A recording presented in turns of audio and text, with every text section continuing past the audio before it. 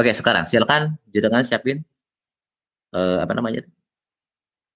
Kertas sama pensil atau pulpen untuk dicatat.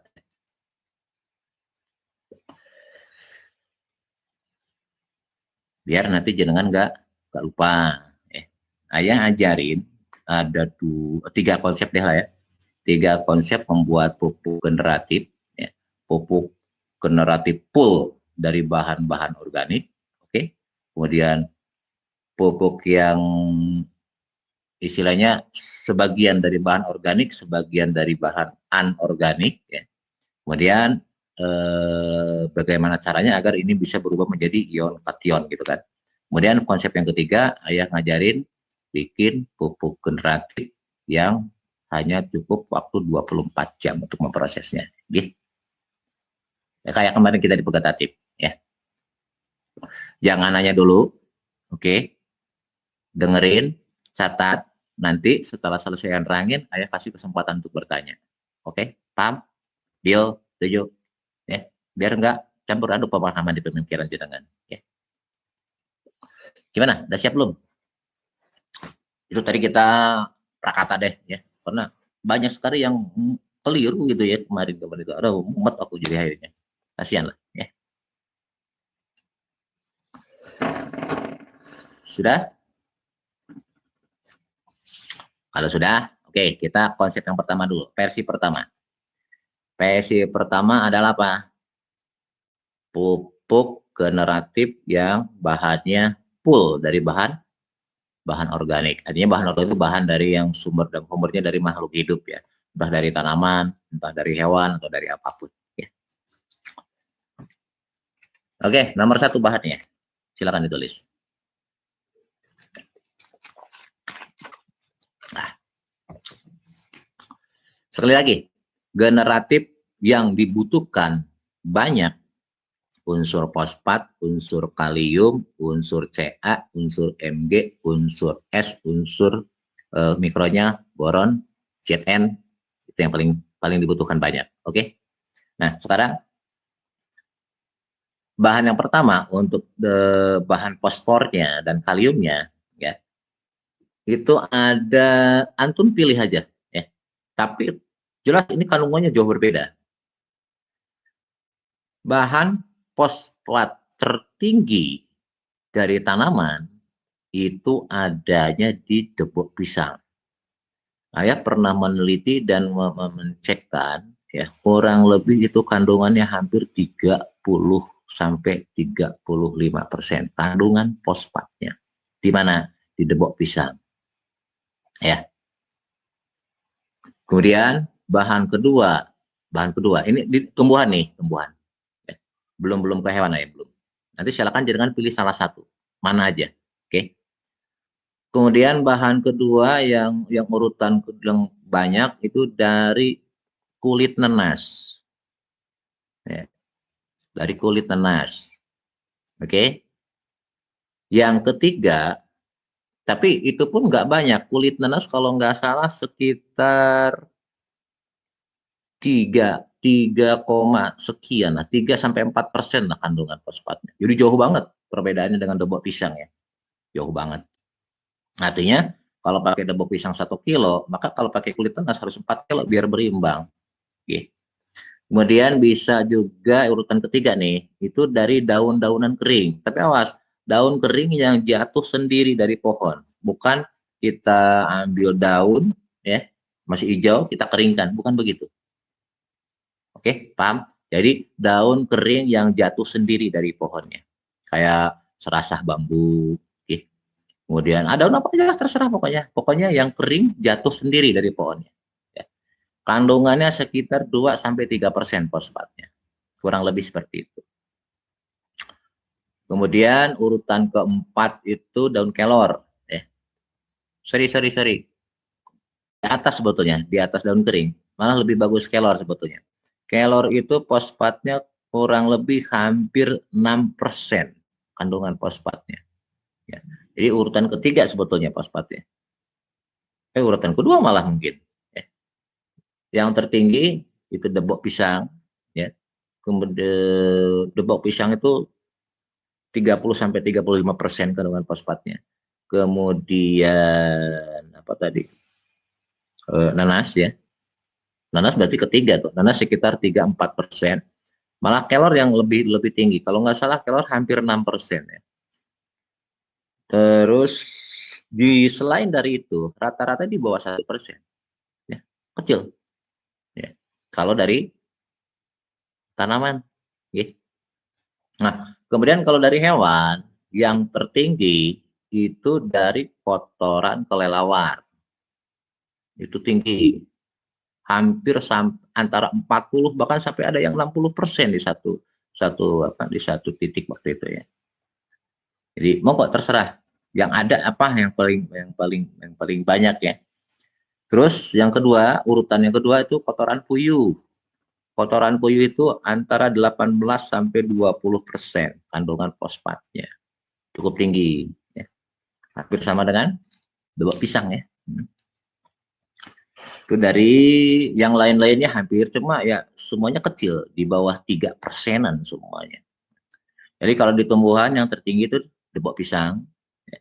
Kedua kelor, ketiga apa kulit nanas ya, atau buah nanas, sekali dengan buah nanasnya juga boleh. Terus semua jenis buah-buahan, tapi yang paling tinggi itu nanas. Yang lain-lainnya kecil sekali. Kalau dari bahan hewan yang tertinggi itu kotoran kelelawar. Kemudian yang kedua, urutan kedua tuh dari kotoran puyuh. Baru yang lainnya ada kotoran ayam, tapi tidak begitu tinggi. Kotoran ayam aja cuma nggak sampai 4% kotoran ayam kalau nggak salah. Artinya jangan pilih sendiri yang mana aja lah. Anggap dari debok pisang. Kalau debok pisang, kita konsepnya bikin sekitar 50 liter aja deh. Ya. Kita bikin pupuknya 50 liter. Silahkan dicatat. Jadi ini komposisi untuk 50 liter. Nah, debok pisangnya kebutuhannya adalah sekitar 25 kilo. Debok pisangnya. Ya. Debok pisang yang belum kering ya, yang masih basah ya. Sama aja semua jenis pisang hampir sama, debok pisang sama. Orang debok pisang kok yang dibutuhin ya. Kita pernah meliti beberapa jenis debok pisang ya. Baik itu pisang kepok, pisang Ambon, hampir sama. Jauh-jauh beda amat. Lanjut, debok pisang 25 kilo, tapi jangan yang sudah kering. Cuma, hati-hati.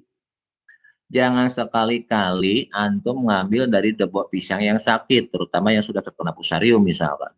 Contoh, ini antum saat mau ngambil debok pisang, antum tebas. Ya. Lihat tengahnya.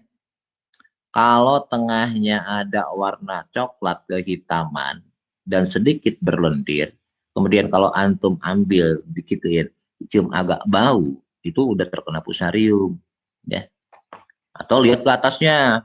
Ya, kalau daunnya kuning, apalagi sampai apa namanya tuh pelopahnya juga kuning, itu jangan sekali-sekali dipakai. Sama aja kita menyebarkan penyakit nanti. Ya, kesimpulannya Pak, ambil dari pohon pisang yang betul-betul sehat. Oke, 25 kilo dalam keadaan masih basah atau segar. Oke. Batang pisang utuh lah. Aku kan nggak bilang isi dalamnya. Mohon maaf, Pak Uzan, jangan dulu nanya. Ya, jangan dulu nanya, diem dulu. Ya, ntar lu diem bingung sendiri. Ya. Dengerin. Ketika ayah bilang batang pisang, debok pisang, kan nggak bilang luar dalam, berarti semualah gitu. Oke. Kalau ayah spesifik, pasti aku bilangin gitu loh. Kalau ayah nggak bilang spesifik, berarti KB, wis, paham? Ya. Tolong dipahami, gaya bahasanya begitu. Ayah kalau spesifik pasti bakal ngomong. Ketika ayah nggak ngomong sesuatu spesifik, artinya pakailah KB. Apanya? Batang pisangnya gitu loh. Kalau ayah bilang hati batang pisang, kan itu spesifik. Ayah kan nggak ngomong. Kalau ayah nggak ngebahas spesifik, artinya semuanya. Tolong dipahami itu, gaya bahasa ayah. Tolong dicerna itu. Oke, lanjutin. Ini waktunya banyak nih, masih 3 materi. Jadi tolong jangan dulu nanya, jangan dulu nanya. Diam aja dulu. Ya. Dobok pisang tuh ya batang pisang, maksud nggak ngerti. Oke, lanjut. Yang pertama tadi apa? Silahkan pilih salah satu ya, terserah lah. Tapi musa pisang susah ya, karena yang tertinggi itu. Ya. Mau pakai batang pisang silakan, mau pakai serasah daun bering silakan, mau pakai daun kelor silakan, mau kok sakarep jenengan yang ada apa ya. Mau kalau ya ada nih dari kotoran kelelawar itu juga bagus, bahkan lebih bagus sebetulnya ya. Kotoran puyuh ada ya, alhamdulillah bagus. Boleh nggak digabung semua ya, monggo wae ya. Jadi pahami? Ya, lanjut. Itu yang bahan pertama. Jadi bahan pertama, debok pisang 25 kilo. Oke. Yang kedua, kalau ada kohe puyuh 1 kilo. Kalau ada. Atau guano atau kotoran kelelawar cukup 1 kilo 1 kilo. Ya. Ya kalau kelelawar nggak ada, puyuh ada, oke pakai itu. Yang nggak ada, yang adanya misalkan nih, kotoran ayam petelur atau ayam pedaging. Boleh nggak ya? Boleh, tapi itu 3 kilo pakainya. Ulangi. Bahan yang pertama, debok pisang 25 kilo yang sehat, dalam keadaan basah tentunya ya. Bukan debok pisang yang sudah kering, batang pisang yang kering bukan. Yang kedua, mau kotoran puyuh silakan, mau kotoran kelelawar silakan. Itu satu-satu, sekilo-sekilo. Tapi kalau pakai kotoran ayam petelur itu 3 kilo. Ya. Sudah pahami? Oke. Lanjut. Ayah udah bilang jangan dulu nanya titik. Tolong jangan nanya dulu. Karena kebaca di layar ayahnya. Aku pakai laptop gede. Ya, tolong jangan nanya dulu, diam dulu deh. Nanti nggak ayah kasih pertanyaan sama sekali deh. Oke, lanjutin. Kenapa? Aku jadi nggak konsentrasi nanti ayahnya. Jadi nggak konsentrasi. Oke, lanjutin. Bahan yang ketiga. Antum tulis aja dulu. Tulis aja dulu. Bahan yang ketiga itu kulit pisangnya. Ya, kulit pisang 5 kilo. Mau yang muda, mau yang tua, sekar sama aja. Oke. Kulit pisang 5 kilo. Terserah, mau muda, kayak mau masih hijau, udah kuning, terserah, sama aja. Jadi pahami? Itu yang ketiga. Saya belum pernah memeriksa kotoran walet ya. Oke, lanjut. Itu bahan ketiga. Sekarang, bahan yang keempat. Ini untuk 50 liter loh. Ini untuk 50 liter. Bahan yang keempat, air cucian beras. Sejelek-jeleknya 20 liter. Sejelek-jeleknya. Air cucian beras. Sudah? Yang kelima, air kelapa sejelek-jeleknya 3 liter. Air kelapa. Ya, boleh nggak nanti 50-50 air apa tadi? Air cucian beras misalkan selawe liter, air kelapa misalkan selawe liter, monggo itu lebih bagus ya. Boleh dadakan, boleh misalkan sudah 2-3 hari, maksimumnya seminggu disimpannya, baik air cucian beras maupun air kelapa. Tapi walaupun baru 3 hari, kalau udah tercium bau busuk, oh jangan dipakai. Paham? Ya, paham? Ulangi, air kelapa maupun air cucian beras boleh yang sudah seminggu sebelumnya, ya, ngumpulin dulu misalkan. Tapi jangan sampai sudah bau. Paham? Oke. Bisa dipahami? Ya. Kalau nih ya umur ini saya mulai nyimpan baru 2 hari tapi udah kecium bau, buang, jangan dipakai. Tapi walaupun sudah seminggu, tapi kalau belum bau, masih normal lah, bau busuk maksudnya, masih bisa dipakai. Bisa dipahami? Lagi, air cucian beras sejelek-jeleknya 20 liter. Oke. Kemudian air kelapa sejelek-jeleknya 3 liter. Mau dadakan, mau sudah tersimpan sebelumnya, monggo sila. Bebas. Ya. Yang penting belum bau busuk. Itu bahan nomor berapa? Kelima ya. Kemudian yang keenam.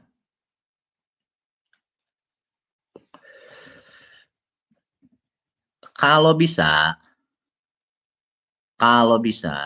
antum carilah terasi yang bahan bakunya dari udang. Terasi biasa jangan dipakai. Terasi udang, biasanya warnanya merah ya, terasi dari udang itu. Kalau ada terasi udangnya 1 kilo. Nah, ya nggak ada, susah nyarinya, wis nggak apa-apa, nggak pakai juga. Tapi kalau pengen lebih bagus, pakailah itu. Ya, apa? Pakai apa? Terasi udang. Awas, terasi udang, bukan terasi biasa. Kalau terasi biasa kan warnanya hitam, ya, itu dari ikan biasa. Terasi udang biasanya warnanya merah. Antum kalau ada usahakan pakai itu 1 kilo. Ya, jadi apa nih? Ya, jadi nggak asal sembarang terasi, enggak. Ya, terasinya nggak ada, misalkan. Ya wis, nggak apa-apa. Tapi mungkin kualitasnya nggak akan sebaik kalau pakai itu tadi. Ya. Oke, lanjutin. Nah, habis itu, nah ini satu apa namanya tuh? Satu hal yang tetap tidak bisa dilupakan dan memang harus selalu ada adalah QRR. Ya. Banyak yang nanya, ya bisa nggak pakai rotan satu, bisa nggak pakai rotan dua, bisa nggak pakai yang lain? Jujur, kalau bisa pakai rotan satu, ngapain aku ngembangin QRR? Ya, paham? Ya. Ayah tadi di awal udah bilang, perkembangan zaman, ya, terkontaminasi macam-macam, residu kimia lah, polutan lah, ternyata semua itu harus berkembang juga. Ketika ayah pakai mikroba yang kita isolasi dari bahan-bahan rotan yang dulu pernah ayah kembangkan 10 atau 15 tahun yang lalu, ternyata sekarang udah nggak nunut itu, udah nggak bisa, udah nggak, kurang efektif lah gitu. Ya. Sampai akhirnya ayah berpikir dan kemudian muncullah bionuklir. Ya. Alhamdulillah, ternyata dengan itu untuk saat ini itu bisa ngatasi dengan sempurna. Oke, ya. Jadi jangan nanya lagi, ya bisa nggak pakai rotan, ya bisa nggak pakai anu beda. Mohon maaf ya, tapi ayah nggak akan bahas produk orang, itu nggak etis sama sekali ya. Terserah lah. Kalau bunga jangan pengen nyoba, cobalah, nggak masalah. Soal hasil nggak ngerti ya. Ya. Ayah berbicara ketika ini konsep KP2M kan, ya. Kalau jangan pakai QRR nih, QRR-nya cukup 50 mili yang pengembangan, nggak usah banyak-banyak. Ya saya pingin 100 mili, pingin 1 liter, ya saya lebih bagus lah. Minimal 50 mili. Gih, lanjut. QRR dan 50 mili pengembangan. Kalau pakai QRR 21 cukup 2-3 tutup aja. Ya. Terus gula aren kurang lebih sekitar 1/4 kilo. Gih. Sekali lagi, kalau pakai QRR isolat biasa ya, itu 50 mili minimal. Kalau pakai QRR 21 cukup 2 atau 3 tutup, sekitar 20 atau 30 mili. Ya. Kemudian gula aren, wajib gula aren. Ayo, jadi jangan nanya, ya boleh nggak pakai? Aku udah pakai nyoba semua jenis gula. Jadi sekali lagi, ini gaya bahasa ayah.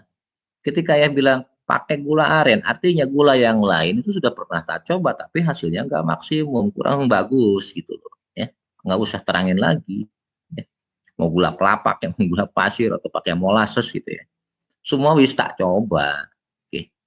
Ternyata gula aren lah yang nanti reaksinya lebih lebih sempurna. Sehingga berbentuk jadi endingnya apa? Ion, kation, anion kan gitu. Yang kita harapkan kan gitu. Biar langsung nantinya bisa terserap sempurna oleh tanaman. Oke, paham? Ya. Jadi gula arennya 1/4 kilo. Ya. Nah sekarang cara pembuatannya gimana? Cara buatnya gini. Tadi batang pisang atau debok pisang lah ya. Semuanya utuh ya. Semuanya utuh. Ngopi, usahakan kalau bisa batang pisangnya yang sudah tua ya. Bahkan yang paling bagus batang pisang yang sudah berbuah. Ya, jadi pohon yang sudah berbuah gitu loh, ya, pisangnya. Kenapa? Kandungannya lebih tinggi daripada yang masih muda. Ya. Tapi kalau kepepet nggak ada, masa harus nunggu dulu berbuah, terus kayak harus bikin kan, ya nggak apa-apa yang belum berbuah juga. Tapi kandungannya tidak sebesar, tapi nggak terlalu banyak kok selisihnya, paling cuma 5%-an, 5-6%. Oke, lanjutin. Debok pisang, atau batang pisang lah kalau yang nggak ngerti debok pisang, itu cacah semakin halus semakin bagus, biar proses reaksinya semakin cepat. Ya.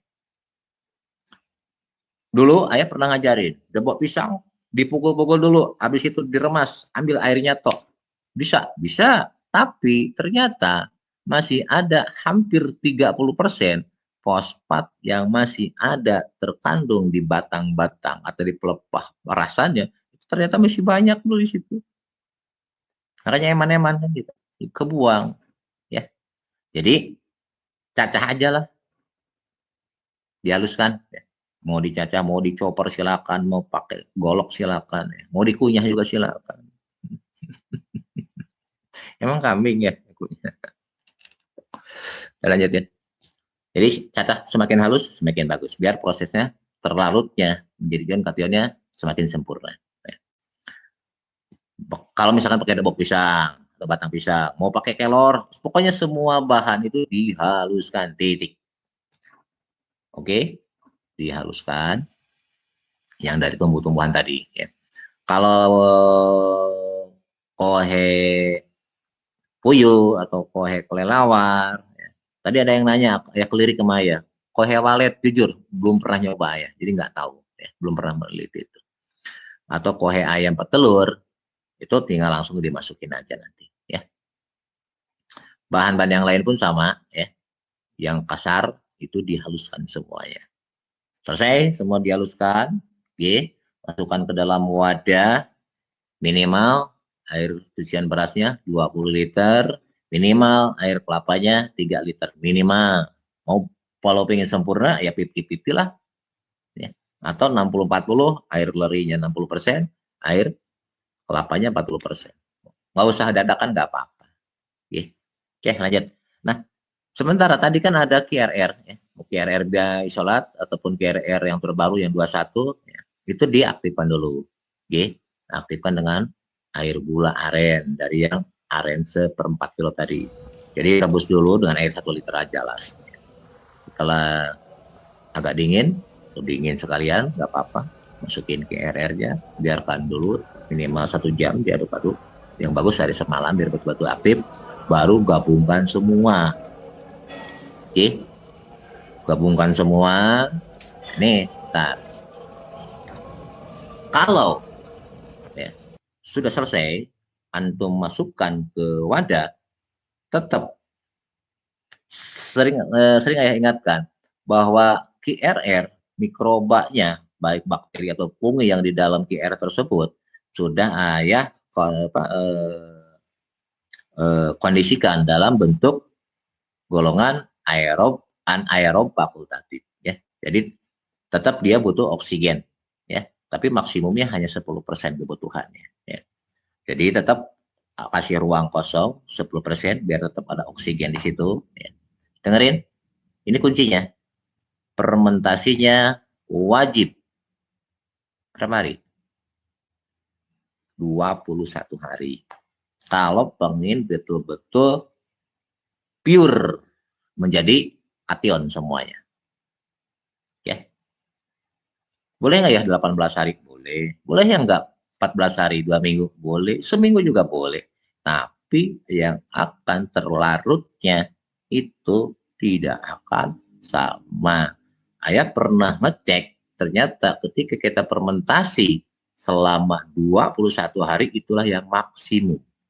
Lebih dari itu malah turun lagi. Oke, paham?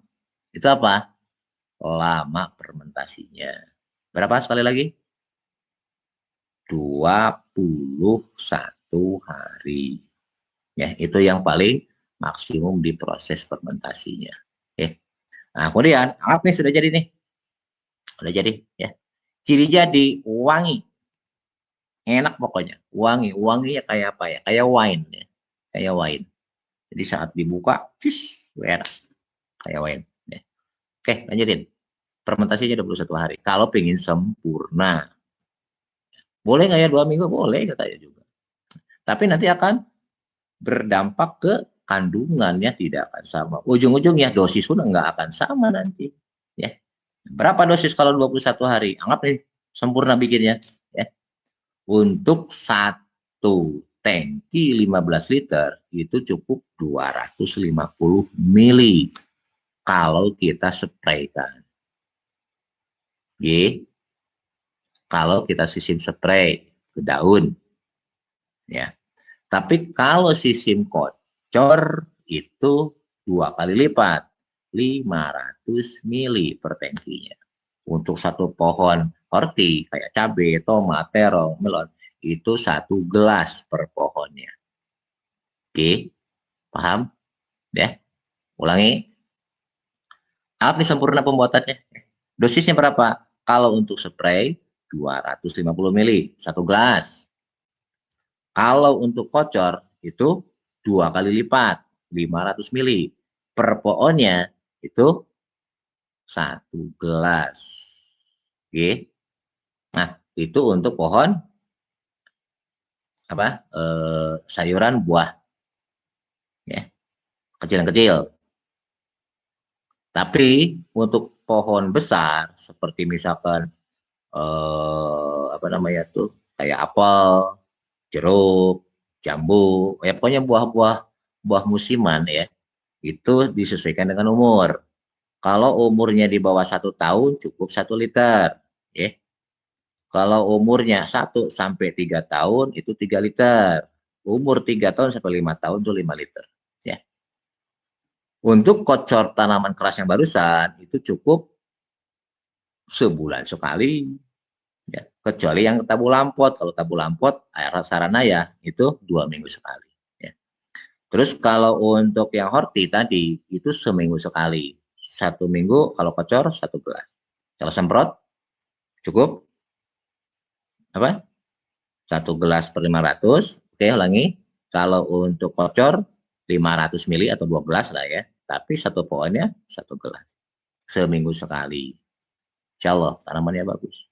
Bahkan ayah pernah coba formula ini aku pakai ke hidroponik, luar biasa. Dengan komposisi 500 mili untuk 10 liter air, ternyata nggak kalah dengan produk-produk yang mahal. Serius, untuk hidroponik. Silakan coba. Ya. Tapi untuk hidroponik wajib selain debok pisang itu masuk daun kelor. Ya. Khusus untuk hidroponik. Jadi semua bahan yang tadi, ya, yang di tumbuhan tadi, jadi debok pisang plus dengan kelor. Ya, debok pisang 25 kilo, kelornya berapa? Cukup 1 kilo. Khusus untuk hidroponik. Kalau pengen bagus. Ya untuk tanaman yang lain selain hidroponik, ya lebih bagus lagi lah. Artinya debok pisang ada, kelor juga ada, untuk semua tanaman itu bagus. Kenapa?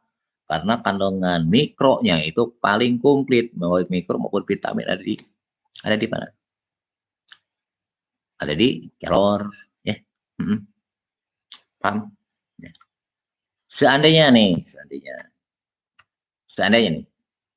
antum pengen lebih simpel, misalkan ya, biar apa nanti saat berbunga berbuah nggak rontok, ya.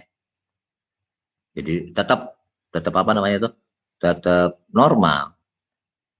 Terserah jenengan mau pakai apa enggak, tapi ini untuk 50 liter tadi coba masukkan 3 butir telur, sama di blender juga nanti ya. Bahan yang tadi, tapi ini enggak wajib, terserah jenengan ya. Ini pengalaman ayah pernah pakai tambahin dengan telur, hasilnya ternyata fantastis ya. Paham ya? Terserah mau telur bebek kayak mau telur ayam kayak mau telur ayam ras kayak apa, yang penting telur aja lah, yang penting bukan telur kebo aja ya. Apalagi telur cicak ya, susah. Itu tambahan aja kalau pingin bagus ya. Silakan cobain. Alhamdulillah kita pernah nyoba ya. Tapi kenapa ayah nggak lanjut? Kenapa? Kalau untuk yang sifatnya personal lahan sendiri, ya, yang misalkan luasan di bawah 1 hektar, mungkin konsep ini bisa dilakukan. Ketika kita nanamnya 1.000 hektar, pening juga kita bikinnya. Makanya ayah pakailah konsep yang versi kedua kalau untuk lahan luas, ya, nggak pakai konsep yang versi 1 karena berabe di bahannya. Ketika kita harus nanamnya di atas 100 sampai ribuan hektar. Oke, oke, sampai situ dulu.